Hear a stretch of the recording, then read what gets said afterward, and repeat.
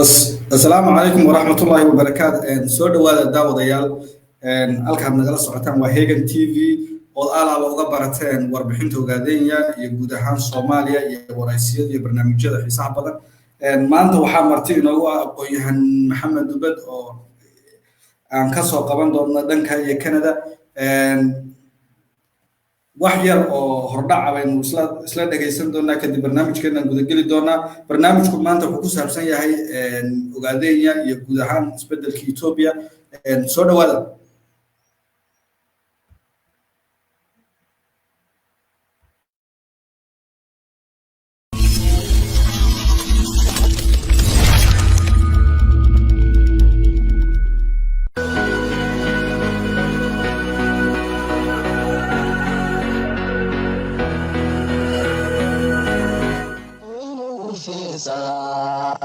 ragdalkiisii gadayo ku doorsaday xisaabo duniyaan arkaa dadweyne u fiirsada ragdalkiisii gadayo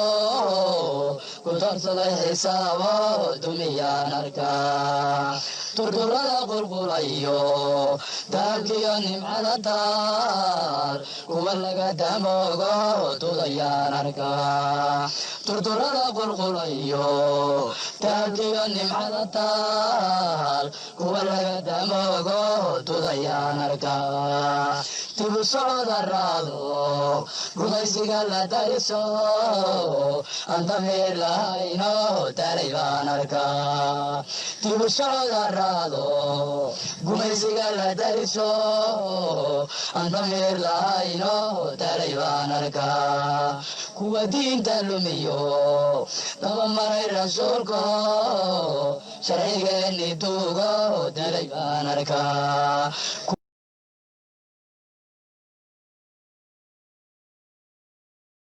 dhammaantiin aad baan idin wada salaamaynaa waad mahadsantihiin barnaamijka inoo sii sheergareeya.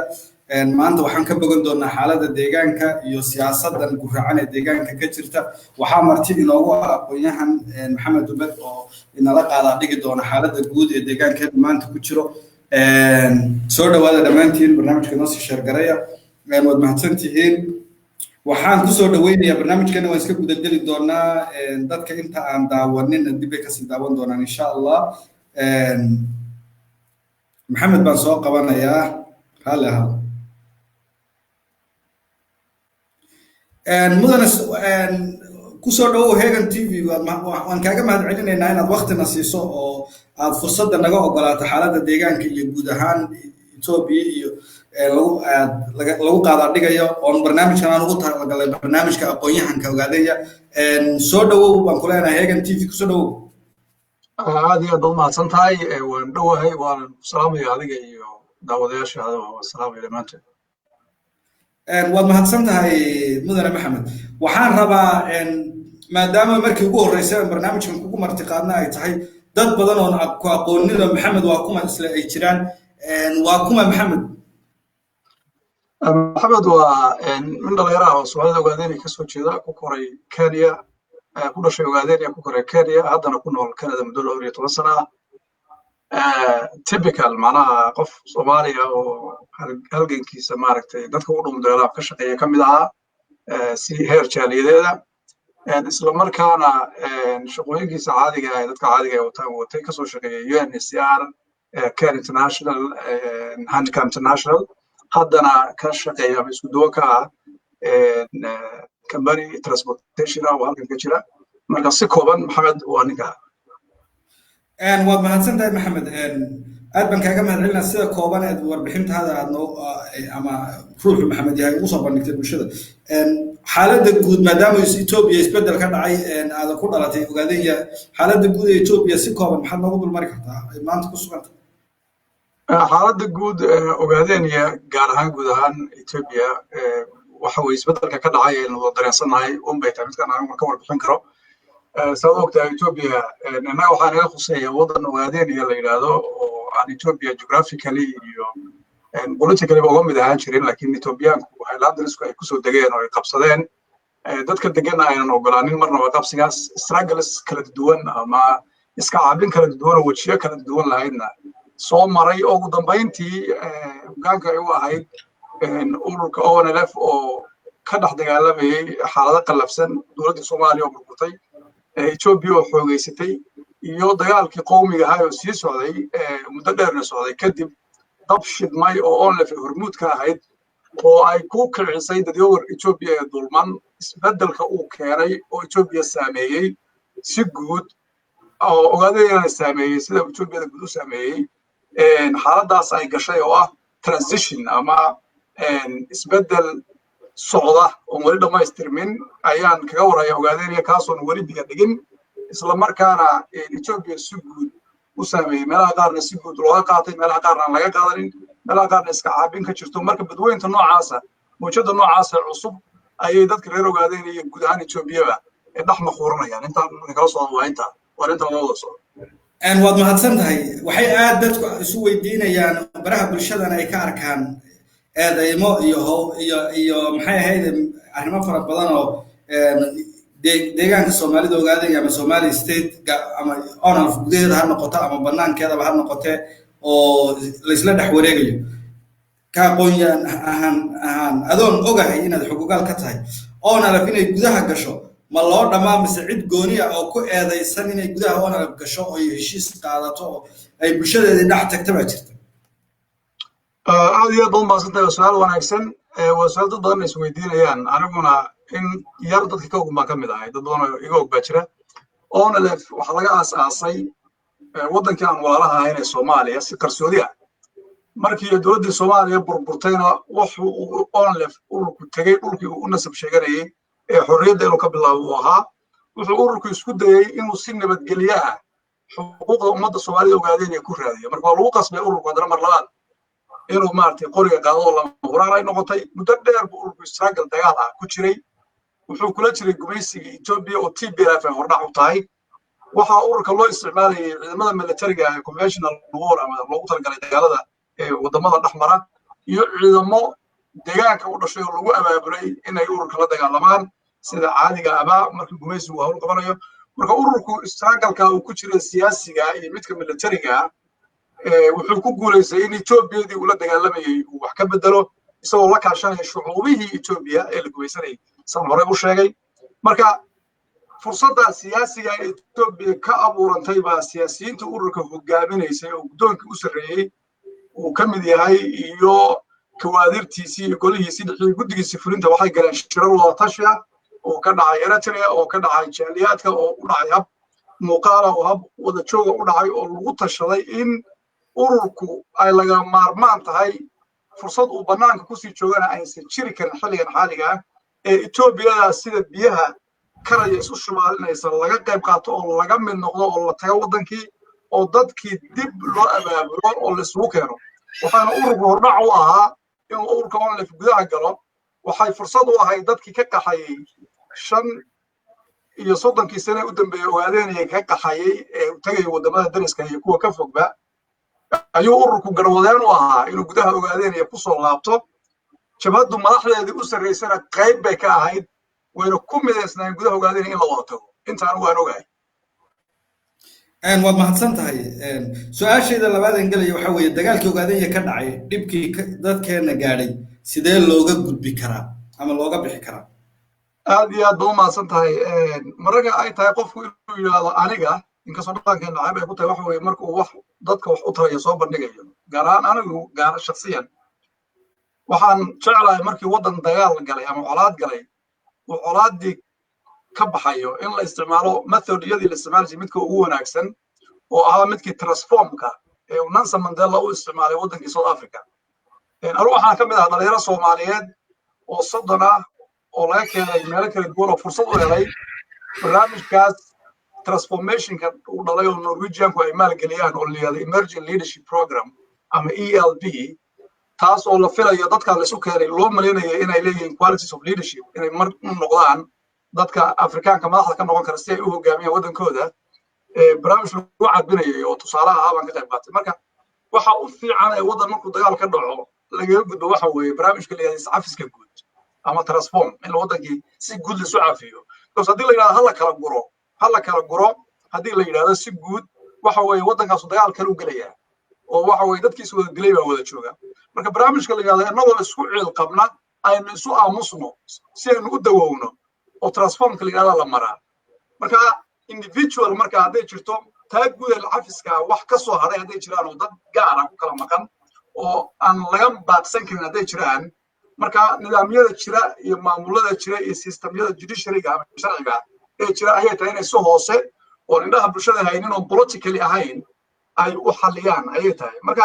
anigu waxaan u haystaa dagaalka ogaadeen ay ka dhacay oo TPLF ay ahayd waxa maartay dhibka dadkeena u geysanay laakiin isticmaalaysa meelo kala duwan sida loogu dhayi kara inay tahay qulubtooda in la ilowsiyo wixii dhacay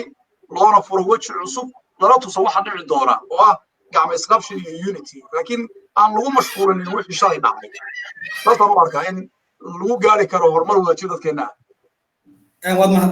mahadsantahay su-aasha kalen ku weydiinaya waxa weeye onlf ururka onlf ama xisbiga onlf yaa xaq u leh inuu dhiso maamulkeeda yaase guddoomiyaha caqabad ku ah hadda wareer unbaa taaganay horta waxaan aad iyo aad u rajaynayaa in ururka onlf qof kastoo waqti soo geliyey qof kastoo dhiiggiisa u horay qof kastoo xabsi u galay qof kastoo ehelkiisa u waayey qof kasta oo maalkiisa ku bixiyey qof kasta oo fursado dhaqaalo ama kuwa horumar ama kuwa shakhsi u gaari lahaa ururka u waayey waxaan rajaynayaa inaynu ixtiraamno soo ixtiraamno ixtiraamkaasa marka wuxuu keenayaa maadaama dad muslimiin aan nahay dad casri ana aynu nahay oo aynan ahayn dad sawir jaahiligii jooga inaynu waxa la yidhahda kala dambaynta iyo qawaaniinta structureka waxa la yidhahda inaynu ilaalino haddaynu doonayno inaynu jirno marka onlf waa urur siyaasi ah oo leh xeerar kala duwan tusaale ahaan wuxuu leeyahay guddoomiye wuxuu leeyahay guddi fulin wuxuu leeyahay golo dhexe oo guddiga fulinta ay ka imaanayaan wuxuu leeyahay kaadir dhexe oo dabaqada dhexe ah oo mashiinkii state mashiinkii ah wuxuu leeyahay shacbiyad wuxuu leeyahay jaaliyaad wuxuu leeyahay la taliyayaal saaxiib buu leeyahay marka ururka structurekiisaas wuxuu ku shaqayn karaa oo uu urur ku ahaan karaa sida uu ku soo ahaan jirayba kala dambayn inay jirto kala dambayntu waxa weeye madaxa u sarreeya ururka waa doctor cabdiraxmaan maade guddigiisa fulinta golihiisa dhexe marka haddii ay tahay structureka ururka in wax laga bedelo golaha dhexay u taallaa si guud asixinteeda laakiin haddii ay tahay in nidaamka ururka u shaqeeyayo wasaaradihiisa isbeddel lagu sameeyo hadday guddi fulin noqoto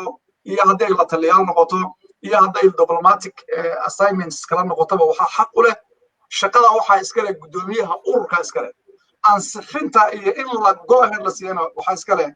golaha dhexe ururka iska leh oo ah golihii fadhigan golihii baarlamaanka marka haddii ay sartu ka qudhunsan tahay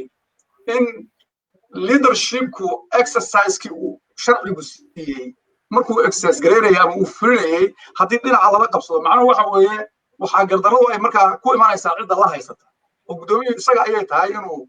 dhiso nidaamka ururka tusaale ahaan anigu jaaladkan alayaadan joogaa 2 jeer baa xil onlf lay magacaabay labadoona waxaa ku siixnaa guddoomiyaha ururka aniga oon golo dhexii guddi filmin ahayn oo kaadir ka shaqeynaya shaqo gaara marka kuma siixnayn hoggaanka arrimaha bulshada xilligaa jiray kuma siixnayn isku duwi waddanka ka jiray kuma siixnayn ku-xigeenkiisii admiraalka ku siixnaa marka macnaheedu waxa weeye structureka ururka waxa laga bedelayo waxaa awoodda iskale guddoomiyaha jabhadda marka uu soo sameeyana wuxuu hordhigaya guriga baarlamaanka iyagaana maaragtay diidi karan ogolaani kara laakiin routiinka ama daily activitieska shaqada maalinlaha ah waxa qabanaya monitor garaynaya waa guddoomiyaha ururka weeye marka guddoomiyuhu haddii shaqadiisii lagu qabsado ay ka mid tahay magacaabidda way ka mid tahay bedelidda way ka mid tahay maaragtay soo propose garaynta ama keenidda shuruucda cusub shaqooyinka isaga ayaa iskale marka haddii arrintaasu khalad ka jiro guddoomiyaha waa lagaga khaldan yahay ayaan anu leeyahay in shaqadiisii loo ogolaan waayo inuu sida isagu doonayey uu u qabto siduu doonaya haddii aad diidan tahay waxaad ku diidi kartaa golaha baarlamaanka oo ah central committee ururka laakiin kuma diidi karto si faction ah si mood ah amaanaha raba ah si nin jeclaysi ah si yani saas kale kuma diidi kartid si sharci aad u diidi kartaa oo ah inaad golaha tagto oo tiraahdo sidaa iyo sidaa isaasa ku diidanahay marka saasaan u arkaa mahadsan tahay mudane su-aashayda kalen ku weydiinaya waxay tahay onlf ururka onlf ama xisbiga onlf door intee leeg bay ku leedahay in dib u heshiisiin iyo deegaankeenii dhibaatada badan soo maray in xal loo helo door intee leeg bay ku leedahay laba arrimood aad u mahadsan tahay waxaan rabaa fikirkayga inaan ku biiriyo laba arrimood markii uu madaxweynaha deegaanka yimi waxaa ka mid ahaa dad fursad u helay inay miidiyaha internationalka sida BBC da VOA-da ay dooda ka qaybgalaan waxaan ku biirinay annagoo xubno urura oo kaadira oo waxaa jira wax la yidhaahdo party policy ama party discipline party kasta oo jira discipline buu leeyahay xataa wadiiqada u haya hadday qallabsan tahay waad ku qasban tahay inaad ka mid ahaato haddii aadan inaad ka mid ahaato aynan ahaynna waxay noqon inaad ka baxdo marka even party disciplineki baan u jabinay in nidaamkan socda la soo dhoweeyo madaxweynaha cusub la soo dhoweeyo lala shaqeeyo loo ogolaado inuu powerkiisa exercise garay marka waxaan qabaa sida aan u leeyahay doctor cabdiraxmaan maadey waa in loo ogolaada shaqadiisa dastuuriga in loo ogolaado si uu qabsado ayaa waxaan leeyahay madaxweynaha deegaanka jira iyo kabinetkiisa hadda iyagaa taliya iyana waa in loo ogolaado in si qawaaniinta waafaqsan loogu ogolaado shaqada ay u hayaan bulshada inay qabtaan mucaaradadu waa different story oo waxa weeye waxay bishaa ama wanaajisaa dadka shaqada hayay wanaajisaa oo haddana mucaaradad jirin aan ka dhaxgala mudane doorka waan soo socdaa su'aasha dowlad deegaanka doorkay ku leedahay tan onlf doorka onlf waxa weeye urur siyaasiya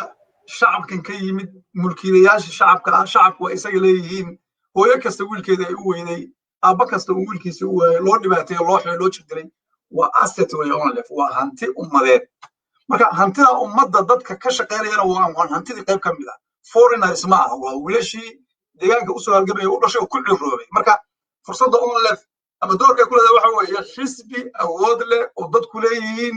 oo doonaya inuu u tartamo leadershipka uu biri qabto dadkiisana uu baraareeyo himilooyinkoodina uu raadiyo isagoo isticmaalaya wadiiqa nabada marka doorka onlf waxa weeye in loo ogolaado wacyigelinta dadka isu soo dhoweynta dadka magaranaysaa dadka isu keenadiisa ku baraarujinta xuquuqdooda la hadalkooda wixii dhibaatooyin jira la xalinta dowladda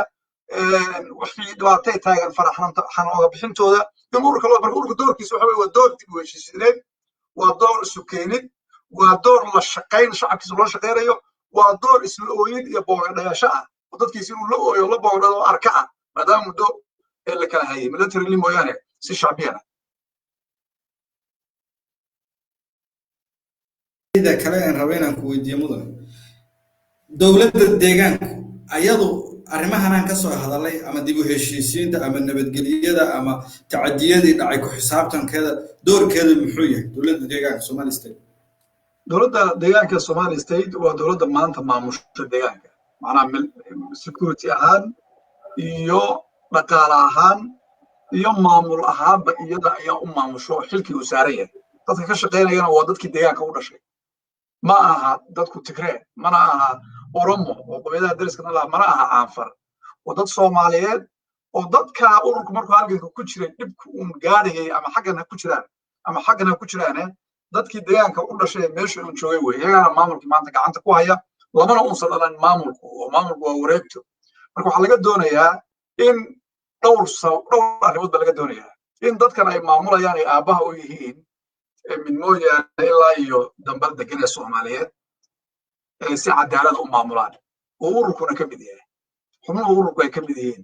shacbiyada ururku ay ka mid tahay dadka ururka taageersan uu ka mid yahay marka waxa laga doonayaa madaxweynaha maanta jira iyo golihiisa fulinta wasiirada iyo gubernatoreyaashiisa gobolada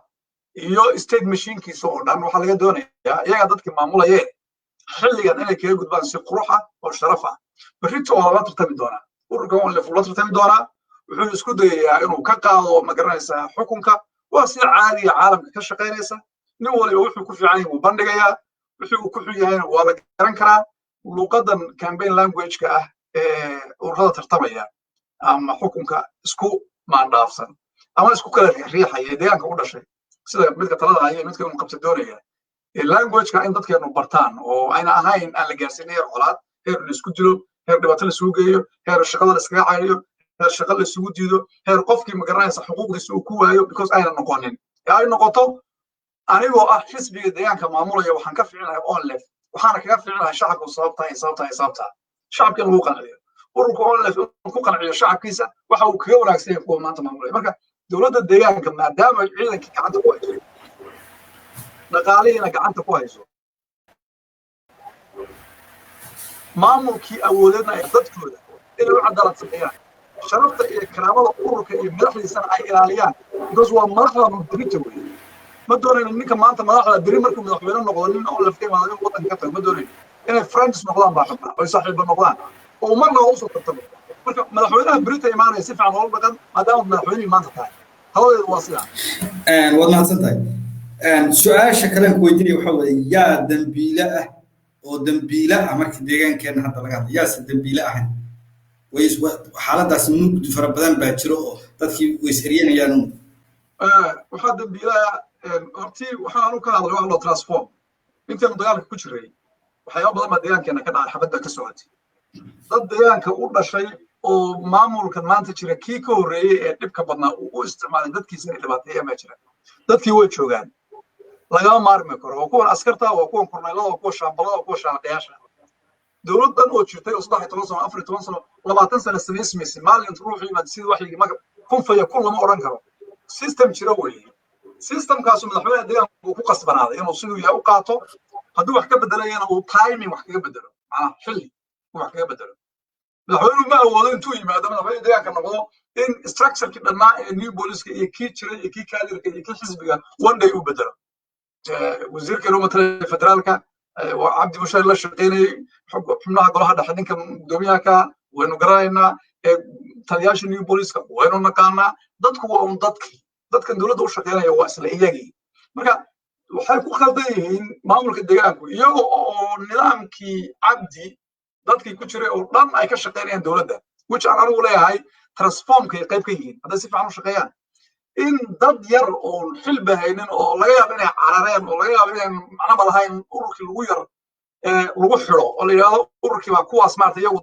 yani waa afdheeri wey taas midii baa gacanta lagu hayaa oo 24 hours dadka bedelaya waxaa gacanta lagu hayaa resource iyo dhaqaalihii ururkii waxaa la rabaa in cambaareyn badan lagu sameeyo si doorashada looga guuleysto marka waa language lagu beintegranayo ururka ama sawir khaldan lagaga bixinayo oo lagu rinjeenayo wey taasina ma shaqeynayso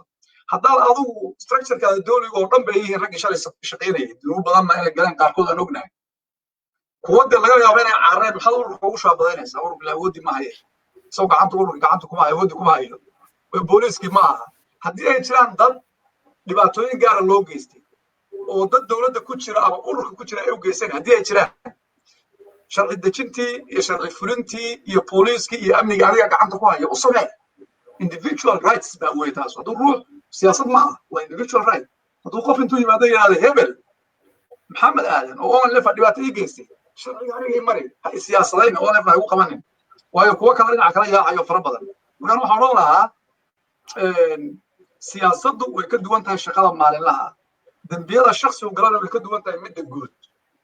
dembiila waxaa ah ruuxa uu ruux u qabsada eed la geeyo maxkamad lagu soo helo lagu qaado kaasa dembiilaha wax dembiilo oo guud oo iska camiran ma jiro new police dad laaya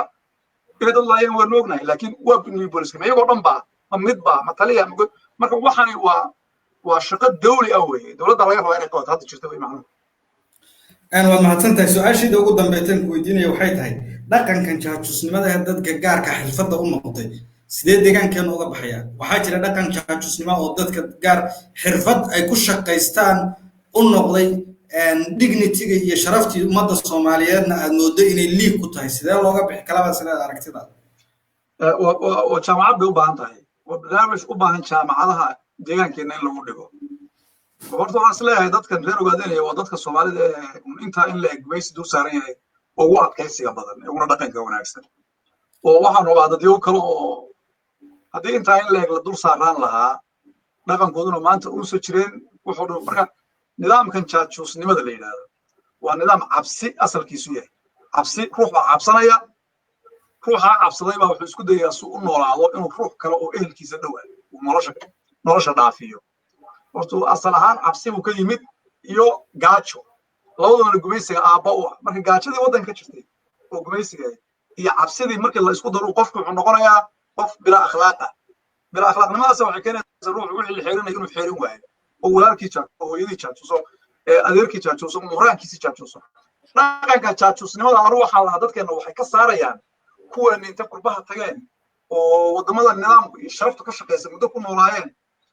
wax soo bartay ee haddana xataa dee iskoolaad aad informal ah si macnaha bulsho wax u sabata kuwaasa ka saari baan u islaa oo markay waddan ku noqdaan كحماية أنا كحماية وحكمت ضدك أنا هو اللي بنكره فهمتي لكن ضدك مركي لو قصب وحياة بلا بحسب دقن الصومالي كان بحسب ديت سام كان بحسب السبعيين هي أنا الله وحما إن شد روح أنت اللي سودله إيه الكيسي ودوا مقالة يكون نورين أنت اللي يقول الطاويل يلا الله حماري وإلا حماري هاي تقول تيجي ما دام ولا حماري وحمد عاد ويسوق ما سوين كرتها وحياة ضدك الوقع عليه كم تلو بهدله مركا بهدلك ضدك اللي تشاتشوس نماذج كم ذي تشاتشوس نماذج waxaan isla dadka qurbaha ka yimid ama deegaanada u dhow deegaankeena ka qaxay ku laabtay waa saxay dhaqan caadi oo waxay noqotay towri oo iska dhaxlaba meeshii baa lagu noqonayaa waa la iswada jaajuusaya madaxweynaha deegaanka jooga la khaldaya hogaamiyaasha ururka la khaldaya dadkiiba wax la isugu sheegaya waa la xumaynaya facebook baa laga jaajuusaynaya xafiisyadii baa laga jaajuus dhaqankan jaajuusnimada waxaanu kaga bixi karnaa dowladda hadda jirta iyo midda soo socotaba inay dadka waxyaabaha ay sameynayaan loo county gareeyo oo nidaamka transformka ee guud hoos inta looga dhigo dhibaatada qofku uu jaajuusnimo ku geysto meel loogu qoro mustaqbalkana lagu qaado ayaa laga bixi karaa jaajuusnimaduna waxa aad u xun weeye waa ethically waxa aad u xun weeye marka nidaamkan jaajuusnimada ah dadkii qurbaha ka tagay oo dadkiina ka saara oo idinku jaajuusnimo cusub oo advance ah la tegina nidaamka jaajuusnimada iyo nidaamka boobka labadaba qurba joogta ayaa si bacarabinaya marka groupkaas aan oran lahaa inay dib uga joogaan madaxweynaha maanta biri wuxuu noqon doonaa shacab ku kalena wuu iman doonaa kalena wuxuu noqon doonaa shacab adigu waad dhiman doontaa human baa tahay dadka isu keen ha isku dirin ha iska hor keenin dadka marka waa intaasaan ka odhan lahaa waad mahadsan tahay guntiga gabagabadii annagoo ku siinayna fursadaada ugu dambeysay Somali State maamulka xisbiga ururka ONLF iyo shacabka maxaad مسج ugu dambeeya talaxana u gudbin lahayd shacabka waxaan dheeraa naar bad ka soo baxdeen shacabka Soomaalida ogaadeen iyo naar bay ku jireen marka naar leeyahay waan ka xumahay naar adduunyada taa lama jirto laakiin naar adduunyada ku jireen dad deegaanka u dhashay oo iyaga ka dhashay baa geliyay waxay ka soo baxeen naartii fursado ONLF ay abuurtay Ethiopia ka abuurtay deegaanka ka abuurtay loo soo dagaalamayay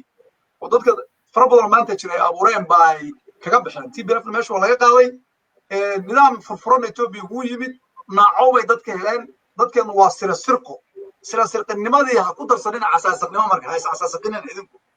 nolol baad hadda u soo baxdeen inta inaad biyaha marsataan oo booyada gaaray aad dayataan oo hore u socotaan oo wixii ku dhaxayso dib idin ku dhicin inaad ka fikirtaan baa rabaa inaad xilligan qabiileysaan oo guruubeysaan oo orodaan shalay markaan isdilaynay soo ninka ku xigay muusa dirin gabadhiba soo ninkii ugu xigay muuna dhibaataynin ma qabiil beenu lahayn dadka inta la soo qaado iyagoo meedo sharaf loo imeeyay meel suuq la dhigayso reer ma ahayn ma reer baa meel ay gaarsiinaya systemka ina dilaya systemka ayaana ina hagaajin kara system aynu ku walaalowno systemka aynu ku walaalowna ha noqdo mid dadka cidii wax u taraysa aynu ku taageereen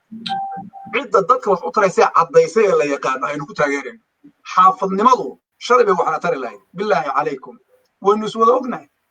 xaafad aynan xaafadeeda dhibaato u geysan ma jirto qof ka soo jeeda waxbayna ma tarayso reernimadu waxbayna ma tarayo waxa weeye waxaas waxayna ma tarayo waxayna tarayo war qoomiyada ilaahay meesha ku abuuro Soomaaliyeenu nahay Ethiopia wax la yiraahdo inuu qaarkeen ogolayna oo xuduud ahaanba isbital aan weyno hoos joognaay horta rights inuu aynu leenahay sina nabadgelyo aynu ku kala helno ta guud aynu Ethiopia kala helayno sina nabadgelyo ku raadsano nidaamkan halkaas ka jira ha loo ogolaado in si cadaalad ah u shaqeeyo laftigiisu ururaha loo ogolaado in xuquuqdooda iyo rightskooda iyo dastuuradooda ay access gareeyaan naar baad ka soo baxdeen baan u leeyahay ha ku noqonina ha isku celinina oo ha noqonina dad ilowsho dhow Soomaaliya walaalahan Soomaaliya mid walba mid cabdi iyo kala ay Ethiopia dhigatay ayuu waxa weeye inuu sameeyay cabdi iyo deegaanka u dhashay dhibaatada inuu geysanay waad garanaysaa naarti aan shalay ka soo baxnay ugu celinina qabyaaladii iyo qabiilku waxa la rabay inaynu ka baxno 45 sano kadib dagaal joogta markaynu ku jirnay oo 100 sano ku horeeyaan ku jirnay waa maasantii waad mahadsantahay mudane mar labaad iyo mar saddexaad waan ku mahad celinayaa inaad na siisay fursad aan kugu wareysano su'aalahan faraha badan aad bulshada ugu iftiimiso dhammaan bahda Hegan Web TV ama Hegan TV oo anigu kow ka ahay wareysanaya waan ka mahad celinayaa fursadaas waxaan kaloo shacabka ugu bishaareynaa Maxamed iyo aqoon-yahano kale oo fara badanba inaan bilaabi doono barnaamijka aqoon-yahanka oo lagu iftiiminayo marxaladda deegaankeena ku jiro iyo sida lagaga baxayo iyo caqabadaha jira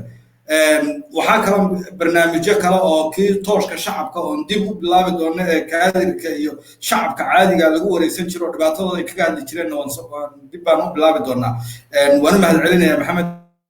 waxaan leeyahay waad mahadsan tahay hegan tv wuxuu ku leeyahay waad mahadsan tahay dhammaantiinna waxaan idin leenahay intaad barnaamij kale ama aan waraysiyo kale ku kulmi doono nabaddiina aad iyo aad u mahadsantahay